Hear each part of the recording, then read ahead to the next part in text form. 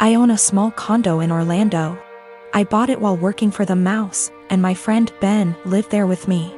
Ben's a cook and is rarely home. He has a large room that is accessible from outside and attached bathroom that locks to the rest of the house. Well, I got a different job, got engaged to my partner, and moved a few hours away. We kept the condo as a place to stay when we visit the parks. And we agreed with Ben that he could continue living there as long as he paid all the utilities and maintained the place. Our friends use it too. They pay a bit for utilities, are told don't bother Ben, and clean before they leave. Between everyone who uses it, we've gotten stuff donated, so it's now a fully stocked vacation home. My immediate family and I have a bad history, but we mended. They've used the condo 3/4x a year. On Monday, Ben got woken up at 2 a.m. by hammering on the main door.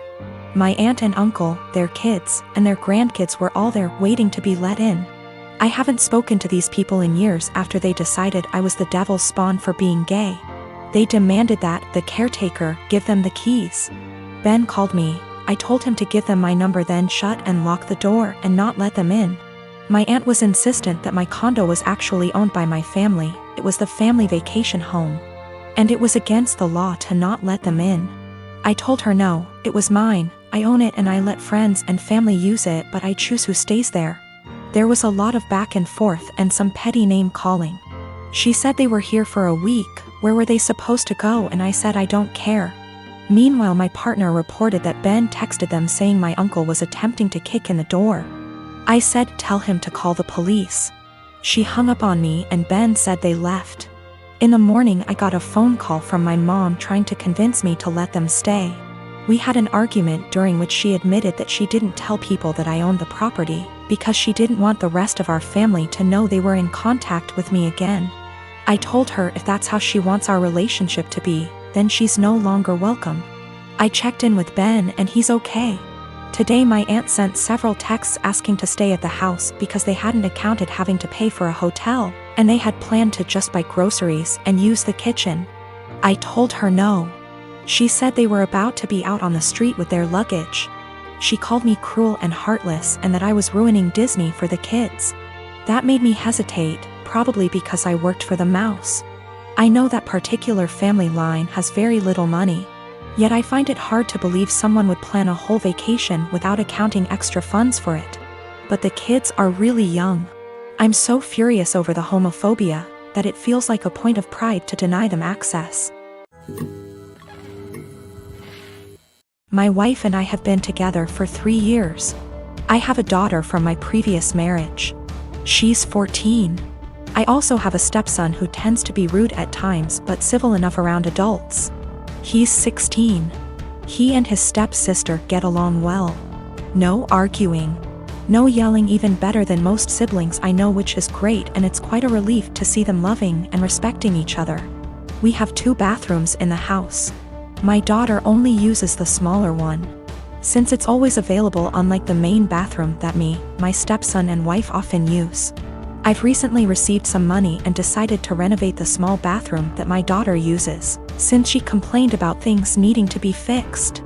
I started the renovation 2 days ago, while my daughter uses the main bathroom as an alternative. There were no issues until my wife pulled me aside saying my daughter's been leaving period products inside the bathroom, and it wasn't right 'cause my stepson would see them. I asked my wife for more clarification, and turns out my daughter gets rid of her used pads by putting them in the trash can inside the bathroom. I told my wife there was nothing wrong with that, so what's the problem? She gave me a look, called me an ignorant, then dropped it. This morning she looked upset and told me my stepson went inside the bathroom after my daughter got out, and probably saw her used pads in the bathroom. I asked if she meant the trash can, and it was confirmed. She then proceeded to tell me to ask my daughter to stop using the main bathroom even though the small one is still in the process of being renovated. I absolutely lost my shit and told her she was making a ridiculously unreasonable demand. Told her it's my daughter's house too. Where is she supposed to go if she can't use both bathrooms? We started arguing back and forth until she said she'd talk to her, but I told her to stop it. She just kept giving me the cold shoulder for hours now, even though my stepson said nothing about this issue as she claims it to be. My wife said she was trying to be a parent, but I treat her as an outsider to my daughter. That's not true. I might have been harsh on her, but in my opinion she wasn't trying to parent, she was being unreasonable. I might be wrong, I just don't see her point. My wife is an incredibly private person, but that doesn't mean she can get others to follow. The trash can we have has a lid. It's a step-on trash can that doesn't require hands. My stepson isn't even aware of what his mom's talking about. He can barely look around, he always has his phone glued to his face, and he doesn't pay attention to anything. My daughter is 14. The divorce between me and her mom is still an open wound, but we try our best to make everything feel as normal as possible with the split. I remarried to my wife Isla. My daughter isn't mean, but she does not view her as a mom, which IMO is okay. As long as she's respectful, which she is, they do plenty together, they go out, took an interest in cooking together, watching shows together, etc. I've told Isla to be patient with my daughter. If something is wrong, I'd expect her to come to me and I will talk with my daughter and make sure we resolve the issue. But as far as the harsh parts of parenting, that's up to me. So the other day, my daughter came to me saying she wanted to go to her mother's. I asked why she did because she looked upset. She said to ask my wife. I called her mom and she said she'd pick her up but hasn't heard any issues from my daughter. My daughter's birthday is coming up, we are doing a quince for her. She's very excited. So Isla went to my daughter, saying that she wanted to have a quince, just with us, meaning without her mother or her family. When my daughter said she wanted her mom there, especially because of how big of a deal this is. And Isla was pretty much trying to force the issue and telling her that she can do one here and just as big. My daughter asked why she's trying to leave her mom out of such an important event. And Isla got mad at her for that and accused her of being bratty, and if she wants her mom so bad she should go there. I was so confused. What argument even is that? First of all, there's a reason she went behind my back and told my daughter. Second of all, she's not my kid's mother. And the more she tried to replace her, the more my daughter will resent her. Third of all, she's never welcome to insult my daughter because of her issues, and I don't know where and why she thought this would fly. I told her this, and her argument was that she wanted to be noticed by my daughter and why I care so little about her feelings. I told her my daughter notices her, they go out in girls' days weekly, they go out, watch movies together, etc. My daughter has been plenty inviting to her. Frankly, I'm surprised at how well she's opened up to her, but now she will have to earn her trust back. She again asked why I keep taking my daughter's side and not meeting her in the middle. I told her she's wrong here, simple as that. I could have if she didn't do it like this. I told her that if she expects me to turn on my daughter, she's out of her mind, and my daughter comes first in any situation. She started crying and accused me and saying she's in second place, to which I confirmed. I would never want her to put me over a kid. She left and now isn't speaking to me. V asked my daughter if this behavior was consistent. She said that she feels like Isla makes it a point to not talk about her mom, but nothing this extreme. My son is almost 17. This Christmas we bought him an expensive computer gaming chair, as he plays a lot of online multiplayer shooters. My son has some anger issues, which he's currently in therapy for, and these shooters tend to bring out his temper more than normal. However, for the past few months he's been keeping it together well, so I figured the chair might be a fair present.